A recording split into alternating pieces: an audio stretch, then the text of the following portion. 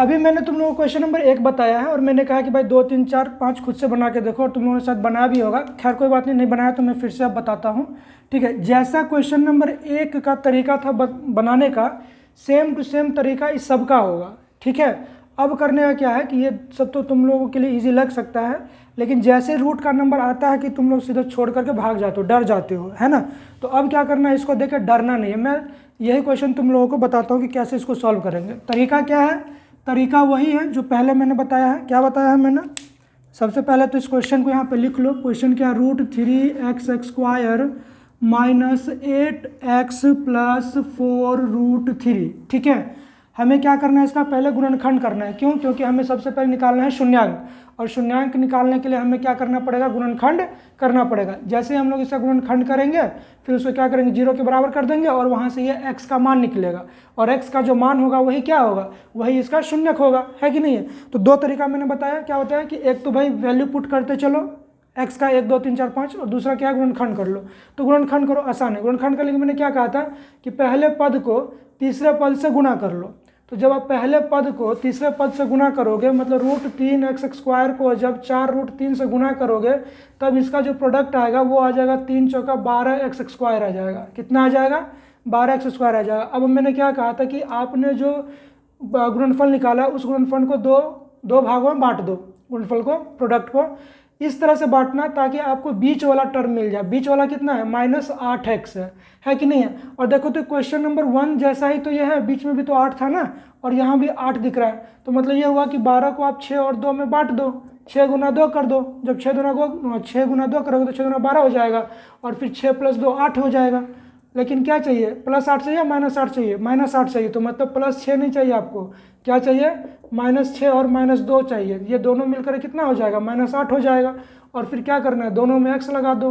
तो कुल मिलाकर के क्या हुआ कि ये जो आपका बीच वाला नंबर है -8x है, ये आपका टूटेगा -6x और -2x में टूटेगा। ठीक है, तो हम इसको लिख सकते हैं, इक्वल का साइन डालो, √3x² minus 6x minus 2x plus 4√3। ठीक है, अब ऐसा करने के बाद क्या है कि अब हमें फिर कॉमन करना है। तो जोड़ा मिला दिया दोनों का, इस दोनों का जोड़ा मिला दिया। इस दोनों में तुमको क्या कॉमन दिख रहा है, ऐसा तो अभी तुमको लगता नहीं होगा, लेकिन ध्यान से देखो, ये जो 6 दिख रहा है ना, इस 6 को थोड़ा ब्रेक करो। तो 6 को ब्रेक करोगे तो 6 बराबर 3 गुना 2 हो जाएगा, होगा। और इस 3 को हम लोग √3 गुना √3 लिख सकते हैं। ठीक है, तो हमने क्या किया, इसको √3 गुना √3 लिख दिया। तो अब ये बताओ क्या इस 6 के अंदर √3 छुपा है या नहीं छुपा है, छुपा हुआ है। तो फाइनली हम इसको लिख सकते हैं 2 गुने √3 का स्क्वायर, क्योंकि जैसे आप रूट का स्क्वायर करते हो तो रूट खत्म हो जाता है। तो यहाँ पे हम इसको ऐसे एक्सपेंड किए, जब इसको ऐसे एक्सपेंड किए तब हमारे पास √3 दिखा, और यहाँ भी √3 दिख रहा है। तो मतलब ये हुआ कि हम यहाँ से अब √3 आराम से कॉमन कर सकते हैं। जब हम यहाँ से √3 कॉमन करेंगे तो इधर क्या बचेगा, चलो पहले मैं लिख लेता हूँ इसको। √3 आप कॉमन कर लो, साथ ही साथ x भी दोनों में दिख रहा है, तो x कॉमन करो। तो इधर आपका बचेगा कितना, ये तो बाहर आ चुका है, और x एक बाहर आया तो इधर बचेगा आपका x। साथ ही साथ साइन बीच में क्या माइनस है, माइनस डालो। x तो बाहर चला गया तो इधर x आने वाला है नहीं। अभी मैंने बताया कि 6 को आपने लिखा था 2 गुने √3 गुने √3, तो एक √3 तो बाहर आ गया, तो कितना बचेगा ब्रैकेट के अंदर, 2√3 बचेगा। तो x माइनस 2√3 आपका ये बचा। अब हमने उसे लिख दिया। अब अगला सेगमेंट देखो, इस दोनों में तो बहुत आसानी से देखो, यहाँ पे आपको 4 दिख रहा है, और 4 को 2 गुने 2 तो आराम से आप लिख ही सकते हो, है कि नहीं है।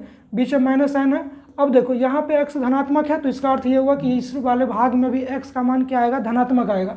तो हम यहाँ से माइनस साइन पहले कॉमन करते हैं। माइनस के अलावा क्या कॉमन हो सकता है, 2 कॉमन हो सकता है। जैसे -2 आप कॉमन करोगे तो इधर तो सिर्फ +x बचेगा। क्या बचेगा, इधर +x बचेगा। ठीक है, और ये प्लस से माइनस हो जाएगा, क्यों, क्योंकि आपने माइनस कॉमन किया है, तो ये आपका हो जाएगा माइनस। अब इस 4√3 में से 2 तो आपने बाहर निकाल लिया, तब आपके पास क्या बचेगा, 2√3 बचेगा। जस्ट लिख दो 2√3। ठीक है, अब ध्यान से देखो कि एक हिस्सा ये है, दूसरा हिस्सा ये है। इस दोनों हिस्सा में भी कुछ कॉमन है, क्या है, x माइनस 2√3। तो यहाँ से ले लो x माइनस 2√3 3। जैसे आप इसको कॉमन करोगे तो इधर ये हिस्सा बचेगा, ये हमारा क्या है √3x है, और इधर -2 बचेगा। ये आपने गुणनखंड कर लिया। अब हमें निकालना क्या है, अब हमें निकालना है शून्यांक, मतलब शून्यक निकालना है। और मैंने बोला था कि जब भी शून्यक निकालना हो तो उसे क्या करना है, 0 के बराबर कर देना। तो चलो अब हम इसको 0 के बराबर करते हैं। गुणनखंड को 0 के बराबर करो, चाहे इस बहुपद को ही 0 के बराबर करो। क्यों? क्योंकि ये जो है ये आया तो यहीं से है। चलो तो हम क्या करेंगे, अब बारी बारी से इसको बराबर करते हैं। अब x - 2 √3 इंटू √3x - 2 बराबर में 0। बारी बारी से जब हम इसको 0 के बराबर करेंगे, जब x - 2 √3 बराबर 0 करेंगे, तब क्या होगा, तब x का जो मान होगा है ना, तब x बराबर ये इधर आ जाएगा तो 2 √3 हो जाएगा, है ना। और जब आप इसको 0 के बराबर करोगे, है ना, जब √3x - 2 बराबर 0 होगा, तब यहाँ से x का वैल्यू कितना आ जाएगा, बारी बारी से कर लो। पहले 2 को इधर भेजो, है ना, तो √3x बराबर में 2 हो जाएगा, और x बराबर में 2/√3 हो जाएगा। तो कुल मिलाकर के आपने क्या देखा, आपने ये देखा कि यहाँ पर जो x का मान आया है वो 2 आया है। एक है ये 2 √3 और दूसरा वैल्यू है 2/√3। तो ये जो दो वैल्यू है ना, यही दोनों क्या कहलाएगा, शून्यक कहलाएगा। क्या कहलाएगा, शून्यक कहलाएगा। तो अतः शून्यक क्या हो गया, अतः शून्यक बराबर हो गया एक हमारा 2 √3 और दूसरा हो गया 2/√3। इसका अर्थ ये हुआ कि जब आप 2 √3 को इस x की जगह पे रखोगे तो ये वैल्यू फिर सॉल्व करने के बाद ये जो कंप्लीट बहुपद है वो 0 के बराबर हो जाएगा, 0 हो जाएगा। ठीक है, आ जाओ। अब हमें दूसरा हिस्सा सॉल्व करना है, वो है शून्यकों और गुणांकों के बीच संबंध स्थापित करना है।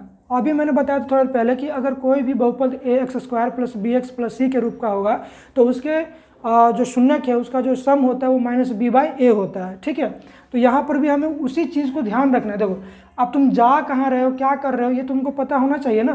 तो जैसे तुमको पता है कि भैया हमको शून्यकों और गुणांकों के बीच संबंध स्थापित करना है, तो शून्यकों का जो योग होता है वो -b/a होता है। ये माइनस क्या है, माइनस तो साइन है, और b क्या है, जो x का जो गुणांक है वो होता है, और a क्या होता है, x² गुणांक होता है। तो तुम्हारा जो क्वेश्चन है वो तो ये है, कुल मिलाकर के ये है कि तुमको अब ऐसा लाना है, कैसा लाना है, -8/√3 लाना है। किससे, इससे लाना है। ठीक है, लेकिन बनाने का तरीका वही है। सबसे पहले क्या करना है, शून्यकों का योग निकाल लो। तो शून्यकों का योग तुम्हारा क्या है, एक तुम्हारा तो 2 √3 है, 2 √3 प्लस कितना है, 2/√3 है कि नहीं है। अब इसको तुम सॉल्व करो। इसको जब सॉल्व करोगे तुम्हारा ये हो जाएगा, √3 इधर आ जाएगा, तो 2 × 6 हो जाएगा, 6 × 2 8 हो जाएगा, कुल मिलाकर के 8/√3 हो जाएगा। ठीक है, ये 8/√3 आ गया। लेकिन क्या होता है कि जब शून्यकों का योग निकालते तो -b/a होता है। तुमको तो b/a तो दिख गया, यहाँ से b तो निकल गया, है कि नहीं, लेकिन b ये नहीं है, b तुम्हारा माइनस है, माइनस के साथ है, तो यहाँ पे माइनस लगा दो। ठीक है, लेकिन तुम प्लस को माइनस करो तो एक माइनस यहाँ और एक माइनस यहाँ कर दिया। जब आपने ऐसा किया तो ये दोनों माइनस मिलकर प्लस हो गया। अब फाइनली ये देखो कि ये तुम्हारा माइनस हो गया, और ये जो -8 है किसका गुणांक है, ये x का गुणांक है। तो ये तुम्हारा हो गया x का गुणांक बट्टा किसका गुणांक है, √3 तुम्हारा है x² का गुणांक, x² का गुणांक। तो संबंध स्थापित हो गया। ठीक है, एक और होगा किसका, शून्यकों का गुणनफल। ठीक है, अल्फा × बीटा क्या होता है, वो c/a होता है। c से मतलब क्या हो, अचर पद बट्टा किसका, x² का गुणांक। तो यहाँ पर देखो तुम्हारा अचर पद कितना है, 4 √3 है।